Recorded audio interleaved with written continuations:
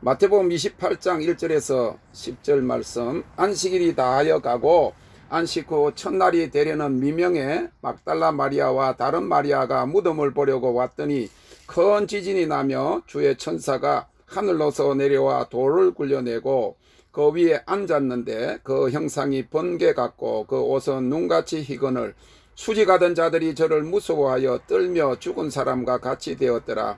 천사가 여자들에게 일러 가로되 너희는 무서워 말라. 십자가에 못 박히신 예수를 너희가 찾는 줄을 내가 아노라. 그가 여기 계시지 않고 그의 말씀하시던 대로 살아나셨느니라. 와서 그의 누우셨던 곳을 보라. 또 빨리 가서 그의 제자들에게 이르되 그가 죽은 자 가운데서 살아나셨고 너희보다 먼저 갈릴리로 가시나니 거기서 너희가 배우리라 하라. 보라, 내가 너희에게 일렀느니라 하거늘 그 여자들이 무서움과 큰 기쁨으로 무덤을 빨리 떠나 제자들에게 알게 하려고 다름질할새 예수께서 저희를 만나 가라사대 평안하뇨 하시거늘 여자들이 나아가 그 발을 붙잡고 경배하니 이에 예수께서 가라사대 무서워 말라. 가서 내 형제들에게 갈릴리로 가라 하라. 거기서 나를 보리라 하시니라. 아멘. 오늘 2022년 부활주일 나눌 하나님의 말씀의 제목은 부활신앙의 의미와 축복입니다. 오늘은 예수님께서 십자가 위에서 인류의 죄를 대속하시고 죽으신 지 3일 만에 무덤에서 다시 살아나신 부활절입니다.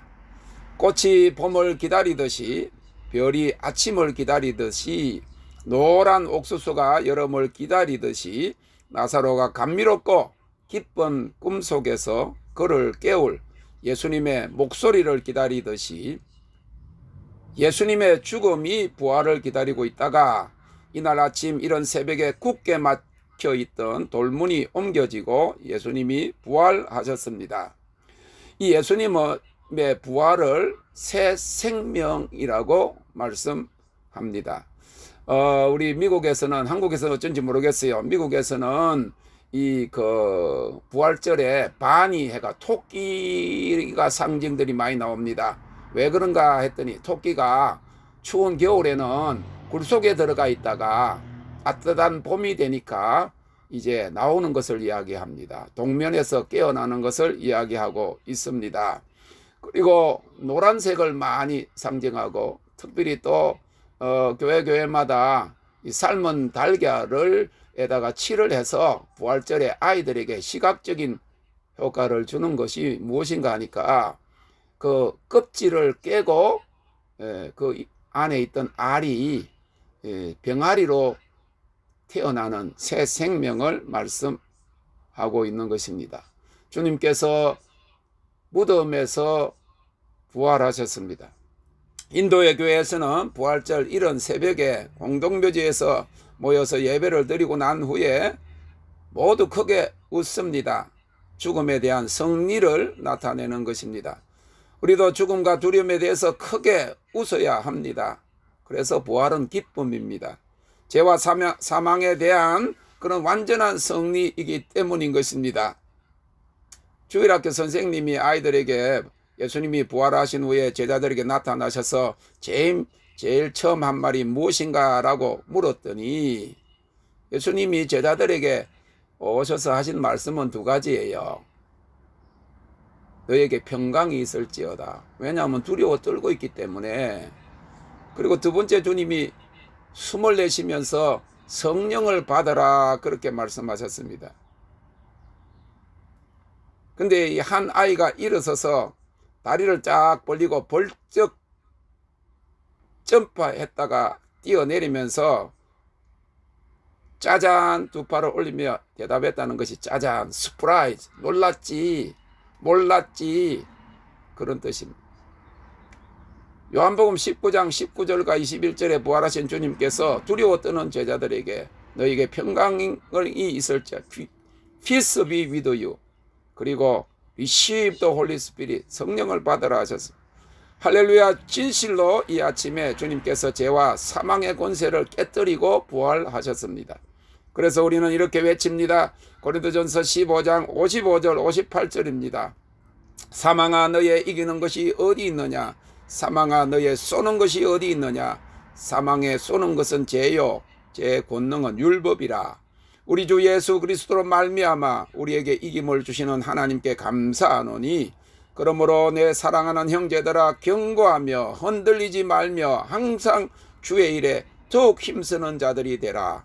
이는 너희 수고가 주 안에서 헛되지 않은 줄을 알미니라 하였습니다.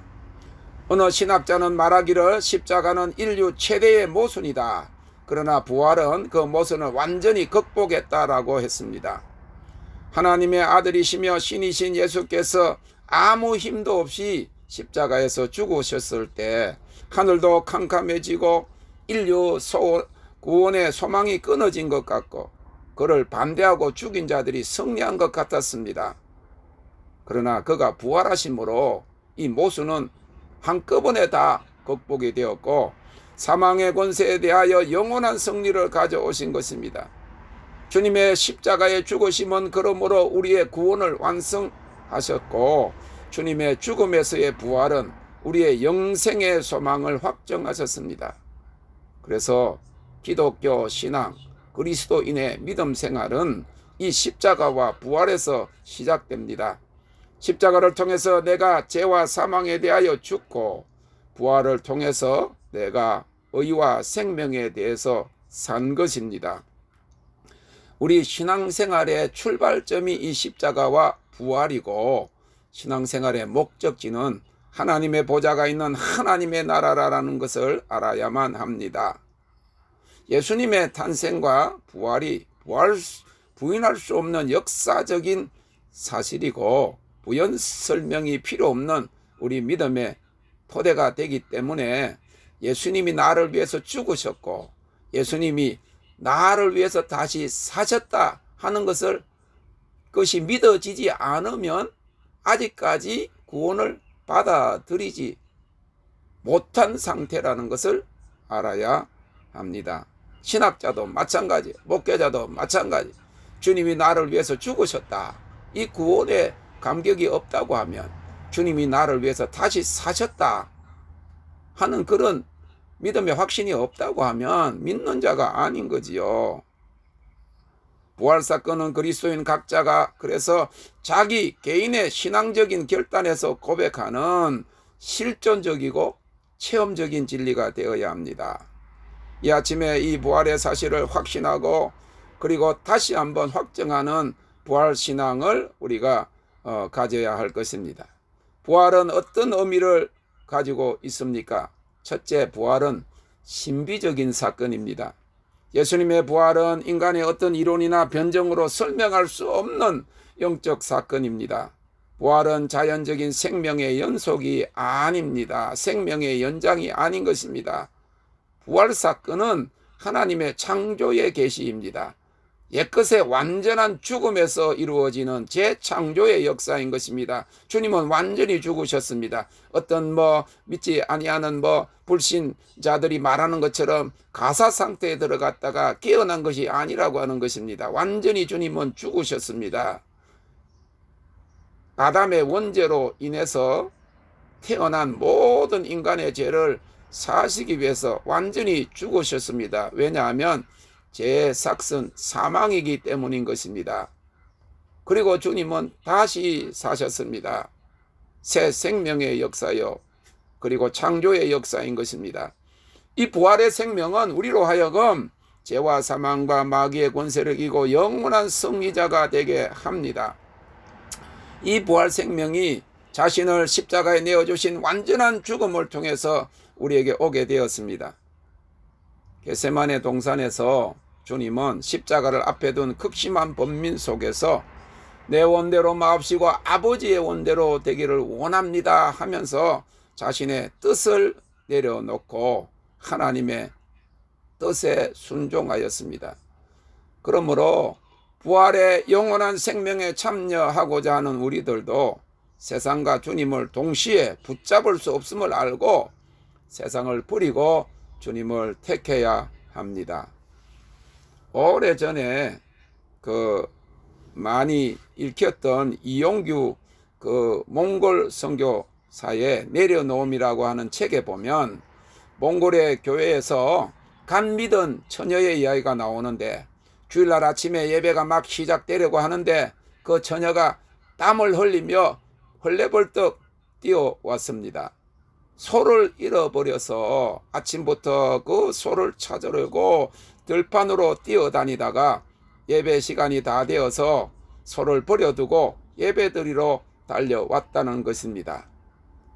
그 목축사에서 소 한 마리는 어찌 보면 큰 재산입니다.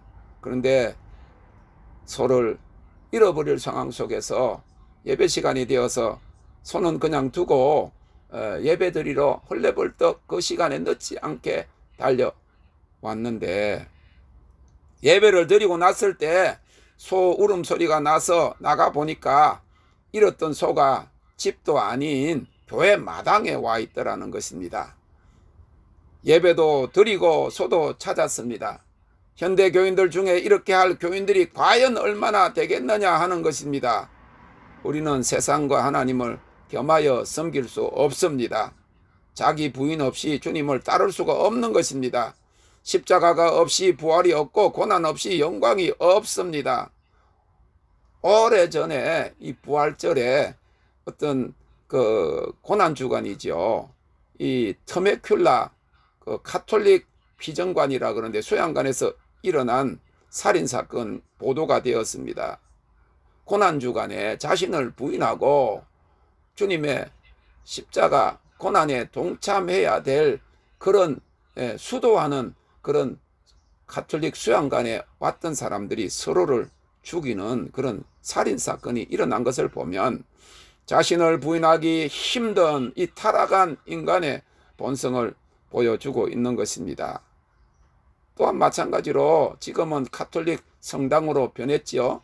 이 그 오렌지 카운티의 그 크리스탈로 지은 크리스탈 캐데드랄 처치 수정교회에서도 지휘자가 성전 안에서 권총 자살한 사건이 보도된 것입니다. 십자가는 사랑과 용서의 상징인데 그 십자가를 묵상하는 그런 수양관에서, 그리고 하나님의 영광을 찬미하는 데 앞장서는 그 지휘자가 어디 자살할 데가 없어서 그 성전 안에서 자살한 것을 보게 되면, 지금 자신을 십자가에 못 박지 않는 자들은, 지금 주님을 붙들기 위해서 세상을 놓지 아니하는 자들은 결국은 세상을 탓하게 되고 세상적인 방법으로 멸망에 이르게 될 것을 보여주는 것입니다. 세상 사람들과 같이 아니하게 삶 대신에 죽음을 택한 것이 십자가입니다. 그 십자가는 많은 인류를 구원하는 생명과 부활의 십자가가 된 것입니다.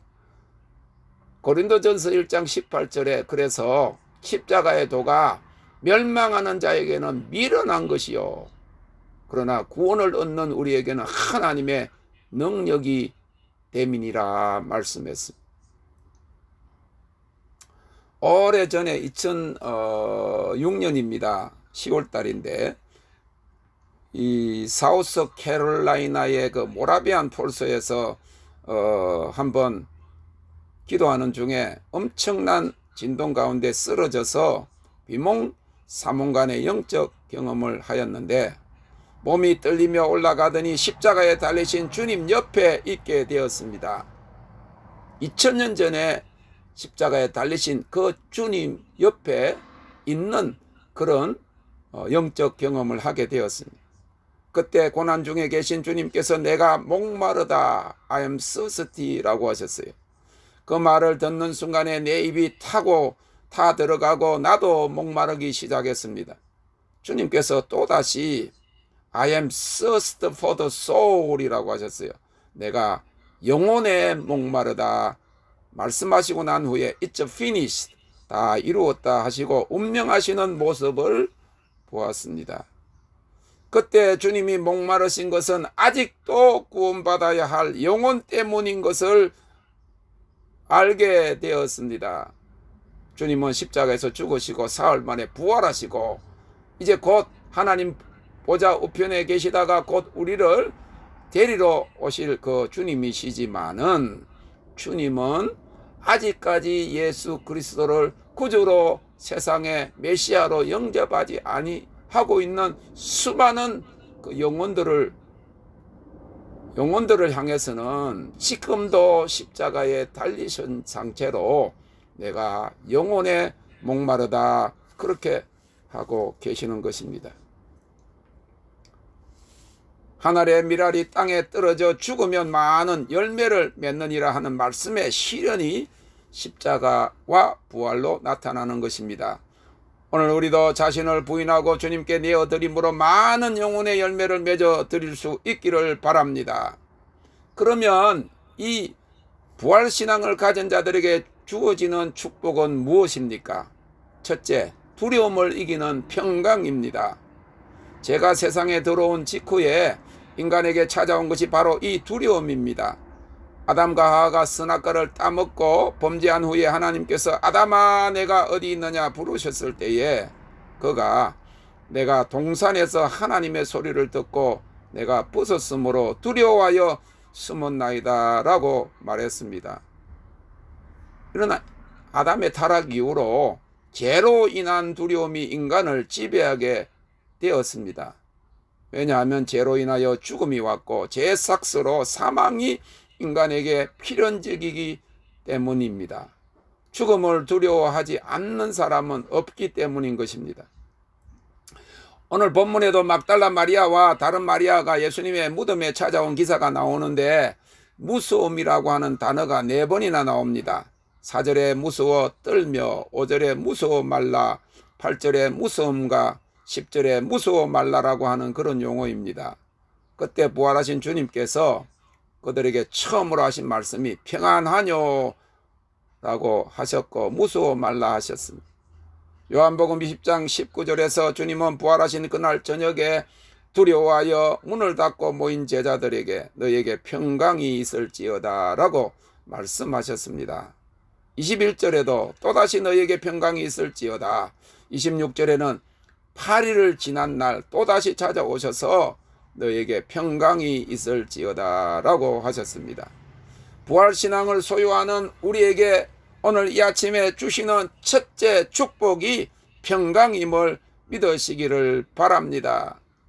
평안을 너에게 주노라. 세상이 줄 수도 없는, 세상이 알 수도 없는 그 평안을 우리에게 주십니다. 평화 평화로다 하늘 위에서 내려오네. 그 사랑의 물결이 영원토록 내 영혼을 덮으소서. 우리 안에 두려움이 물러가고 이 평안이 임하면 두려움의 졸개인 근심과 걱정도 떠날 줄로 믿으시기 바랍니다. 이 부활의 주님, 평강의 주님께서 너희는 마음에 근심하지 말라 하나님을 믿으니 또 나를 믿으라고 말씀하셨습니다. 평안을 너에게 끼치노니 곧 나의 평안을 너에게 주노라. 내가 너에게 주는 것은 세상이 주는 것 같이 아니라 너희는 마음에 근심도 말고 두려워하지도 말라. 그러므로 두려움과 초조와 근심과 걱정은 불신앙의 결과라는 것을 알아야 합니다. 오늘 이 아침 죽음의 권세를 정복하신 주님의 평강으로 두려움을 이기는 여러분들이 되시기 바랍니다. 두 번째로 부활이 주는 축복의 의미가 무엇입니까? 슬픔 대신 기쁨입니다. 예수님을 따르던 제자들에게 주님의 순환과 십자가의 죽으심, 그의 묻히심은 극한 슬픔이었습니다. 특별히 예수님의 십자가 곁에서 그의 죽음의 고통을 바라보았던 예수님의 어머니 마리아와 막달라 마리아와 다른 마리아들은 견딜 수 없는 고통이요 비극을 경험하였을 것입니다. 특별히 본문의 무덤에 찾아온 막달라 마리아에게 있어서 슬픔은 극에 달하였습니다. 그런데 그 슬픔이 일순간에 기쁨으로 변했습니다. 주님께서 부활하신 것입니다. 본문 8절에 보면 천사들로부터 주님이 살아나셨다는 소식을 듣고 그 여자들이 큰 기쁨으로 무덤을 빨리 떠나 제자들에게 알게 하려고 다름질하였다고 했습니다. 달려가다가 부활하신 그 주님을 만난 그들의 기쁨이 어떠하였겠습니까?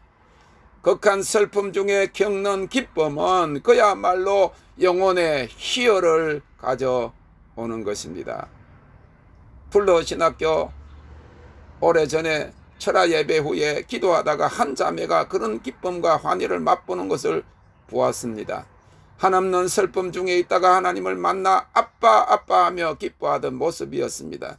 우리가 수년째 이 집회를 하면서 동시에 경험한 것들이 나이가 많든지 나이가 적든지 슬픔과 많은 어려움 가운데서 기도를 받고 그 하나님의 그 성령의 기름 부으심과 하나님의 영광 안에 쌓여 있을 때 얼굴이 환해지면서 어린아이와 같이 다디 다디 그리고 아빠 아빠 모습을 보았습니다. 부활의 기쁨인 것입니다. 세상에 줄 수 없는 하늘의 기쁨을 소유하게 되시기를 주님의 이름으로 축원합니다. 세 번째로 마지막으로 부활이 주시는 그런 축복은 무엇입니까? 절망 대신에 새 소망을 주십니다. 주님을 따르는 자에게 십자가가 끝이 아닙니다. 부활은 새 시작과 새 소망을 주시는 것입니다. 본문 10절 말씀에 부활하신 주님께서 여자들에게 가서 내 형제들에게 갈릴리로 가라 하라. 거기서 나를 보리라고 말씀하셨습니다. 주님을 다시 만난 제자들은 주님의 말씀을 순종하여 마가다락방에 모여 있다가 성령을 받고 그들이 복음을 전함으로 교회가 탄생되고 땅끝까지 복음이 전파된 것입니다. 누가복음 24장에는 예수님을 따르던 사람들 중에 둘이 부활의 소식을 듣고도 믿지 못하여 절망 가운데 예루살렘을 떠나 엠마오로 내려가던 두 제자가 있었습니다. 그때 주님이 나타나셔서 그들의 눈을 열어 자신을 알리셨을 때 그들은 새 소망을 가지고 이 부활의 정인이 되었습니다. 사랑하는 성도 여러분, 이 아침에 부활의 주님께서 두려움 대신에 영원한 평강을 주십니다. 슬픔 대신에 영원한 기쁨을 주십니다. 절망 대신에 영원한 새 소망을 주십니다. 이 부활의 축복을 누리시기를 주님의 이름으로 축원합니다. Thank you, Lord. Thank you, Lord.